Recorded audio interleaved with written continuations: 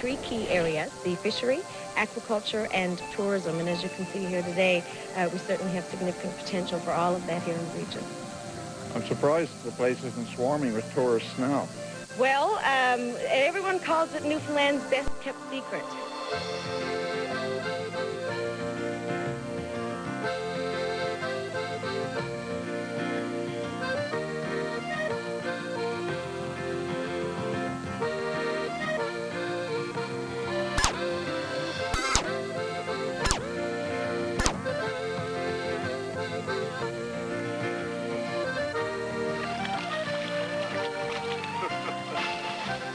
The Fish Harvesters Resource Centre presents The Fishery Now. Brought to you by Fisheries Diversification Program and Canada and Newfoundland and Labrador Labour Market Development Agreement, Human Resources Development Canada, Atlantic Canada Opportunities Agency, Canadian Centre for Fisheries Innovation, and NTV.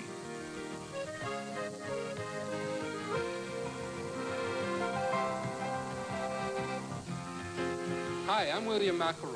This week on The Fishery Now, we have baked steelhead trout on papillotes.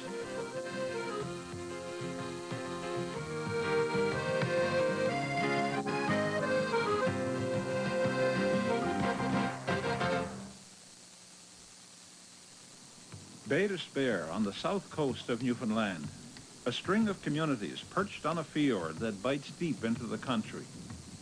Logging once employed many people here. Then came hydro development. And after that, well, jobs seemed to disappear, and Bay d'Espoir became another economically depressed part of the country. But not anymore. A new industry is growing, and it's growing by leaps and bounds. There have been problems, there have been setbacks, but aquaculture has now become firmly established in Bay d'Espoir. There are fish farms all over the place. Here's one near St.Albans. At first glance, you see a series of huge rings called polar circle cages moored offshore. Inside, hundreds of thousands of fish swimming about. Enclosed by netting, they're kept here from spring till late fall when they're harvested. Loyola Perry, the owner of Bombay Farms, took us out to his fish farm. The fish are steelheads or sea-run rainbow trout and are fed 3 times a day with tiny, nutritious pellets scattered on the surface of the water. Steelheads grow quickly. Those here went in, first load got here about the 3rd week of May, in May 2001, May gone. And rest arrived up to about June 7th, starting from this cage down. And this cage was a 100-gram average, June the 1st. And after 6 weeks, we done a weight sample, and we had 393-gram average, which is really good growth rate. That means they've increased 4 times. 4 times in 6 weeks. That's amazing. Yeah. But I guess you do feed them a lot. I mean, they're not short of food. Well, we feed them 3 times a day, and it's a high protein, high fat diet. Since June, we've almost got our 2nd tractor-trailer load gone. Why? So that's for 100,000 fish. how big are they now when you market them? They will be about November. They'll be about 3.5 pounds. That's what we call hog, head on, gut out.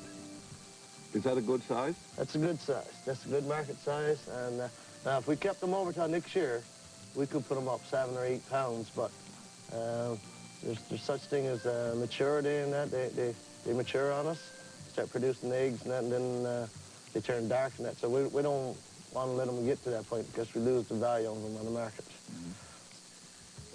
Fish farming in Bay d'Espoir, a new industry for an economically depressed region.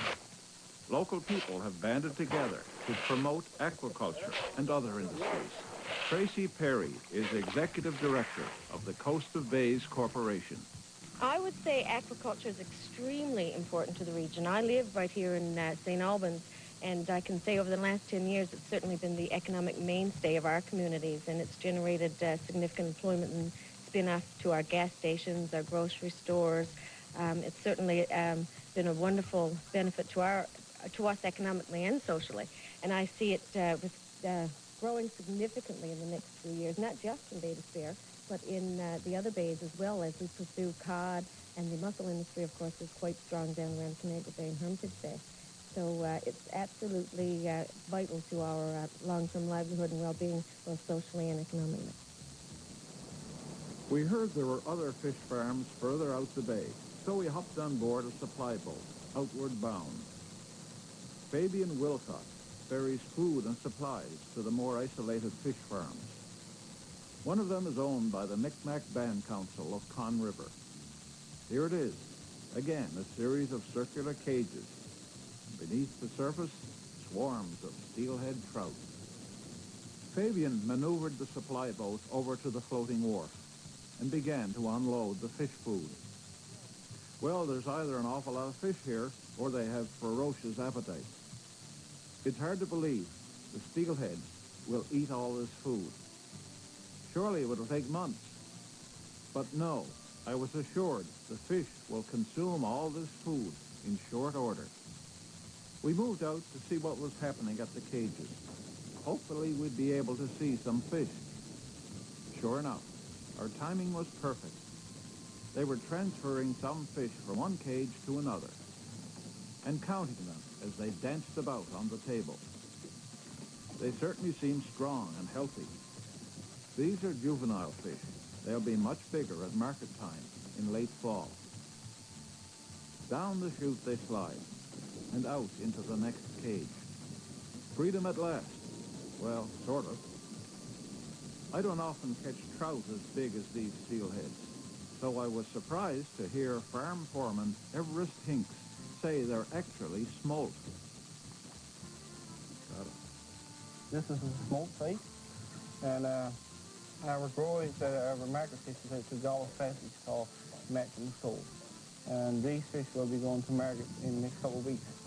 And they'll be sold off to some markets in the United States or Europe. And they'll be processed at the Gulf Fish Plant, hopefully. I see. And what have we got out here now? These aren't market size yet? So they're smolts, actually, and right now what we're doing, we're splitting them. They came out in the spring of the year about maybe 50,000, 65,000 to 80,000 per cage. And right now we're splitting them off to 30,000 per cage. But they're fairly big fish. To me, anyway, there's what, a couple, 2 or 3 pounds? 2 pounds at the most. Some of them are smaller because the reason why they're so various range of size of fish right now is because there's so many in there. And like everywhere else, there's more aggressive fish than what is the other ones. So the smaller ones, they have a tendency to lack in the lower part of the cage. Once we split them off, we find when we start splitting them off, we get the more aggressive, larger fish on the surface. And then as we go through the cage, as we start to take them out of the cage, that we find there's smaller ones down at the bottom. How did you learn all this? Trial and error? Actually, the band put out a training course in 1991, I think. And I was one of the candidates that took the course and passed, and I've been working at it ever since. It's a good industry, isn't it? Yes, it is. We had some problems in the past. Well, hopefully we got all the flaws taken out of it right now. But like I said, we got our biggest cost is feed right now. Feed is really the biggest. How much do you go through? If you look at the feed rack behind you, 3 days, the wash there will be gone. In 3 days, all this feed will be gone, devoured by the hungry fish. Is it ever possible? At the cages, the fish are fed by mechanical feeders. I noticed one of the men peering into what looked like a monitor. Sure enough, an underwater camera was watching the steelheads at their lunch. When the fish had had their fill, they simply turn off the machine. No sense in feeding the conners and sculpins waiting below. I asked Everest what you need to be a successful fish farmer. Good quality feed and good workers. They're going to get it there all kinds of later. And clean nets. There's many variables that you got to do to have a healthy farm and healthy fish. Do you like working at this? Yes, it is. I've been in the fishery most of my life, actually. Worked in fish plant in Ramia, Hermitage, and I worked with the Department of Fisheries and Oceans as a salmon enhancement technician. And then I got a job at this, and I liked it ever since. I don't mind getting out and going out in fresh air every day, coming home at nighttime. It's part of my life. Are you really optimistic about this industry? What does it really mean for Con River and Bay d'Espoir? Employment, jobs, and hopefully some people will stay home and they get jobs instead of having to go on the main island for work, or go elsewhere in Newfoundland to look for work. I believe the language is coming back too, isn't it? The Mi'kmaq language? Yes, there is. The younger ones right now can speak the language somewhat, but my generation completely lost it. I mean, my daughter come home in sometimes and every now and then I ask her about it a few things, and she speaks Mi'kmaq, and I'm proud over that, but I can't speak it myself. And a lot of other people do speak it. And some guys are right now getting the language back, which is the best thing that could happen to us. And I guess the community is proud of this facility here too. Oh, yes.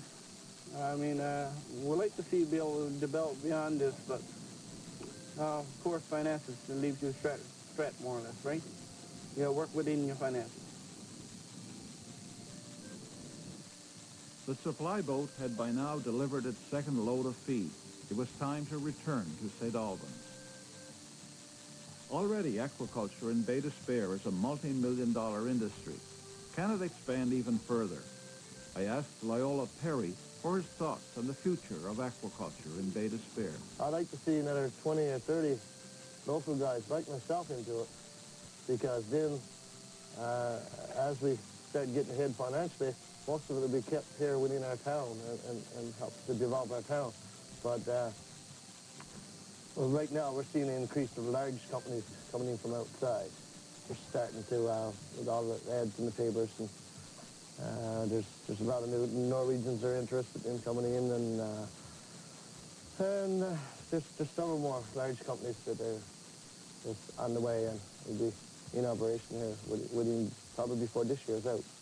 And those guys will fill the bay full. But the potential, they say we've got a potential of $500 million annually. Should be no problem to reach that. And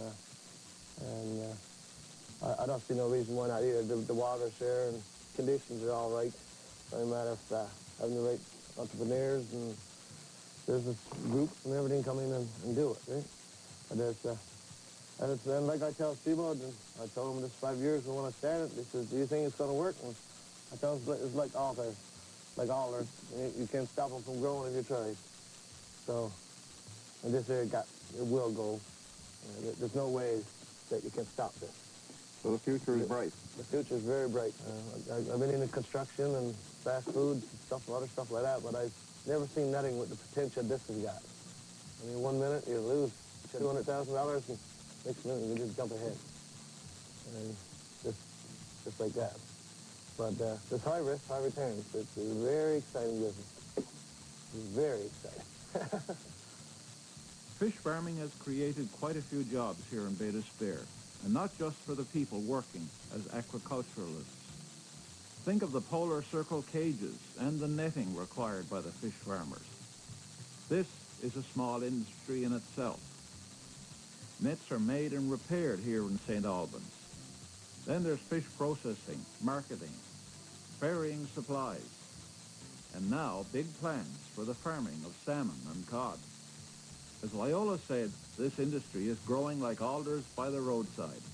His sister Tracy of the Coast of Bays Corporation agrees. Oh, we've barely scratched the surface of our potential in the aquaculture industry. Right now we're producing nowhere near what we're capable of in terms of the potential of the bays in the area, and we hope to as well develop some value-added processing in Harbour Breton so that not only will we have fresh product, but a secondary product for market. This is a pretty exciting place to live in right now, isn't it? It's a very exciting place to live in. We're certainly excited about the potential of the aquaculture industry, and the fishery as well is very important to the Coast of Bays region. It will always be important to the Coast of Bays region, and we see both industries growing together. In the fishery, we're also looking at underutilized species. The Coast of Bays Corporation has Countless generations we've been hunters of fish. Today, more and more fish harvesters have turned to the relatively new science of aquaculture, fish farming, breeding and raising wild fish in cages, codfish, steelhead trout, all kinds of shellfish, salmon. Who knows what's next? Production is increasing rapidly all over the world, and Bay d'Espoir promises to be a major player in this burgeoning new industry.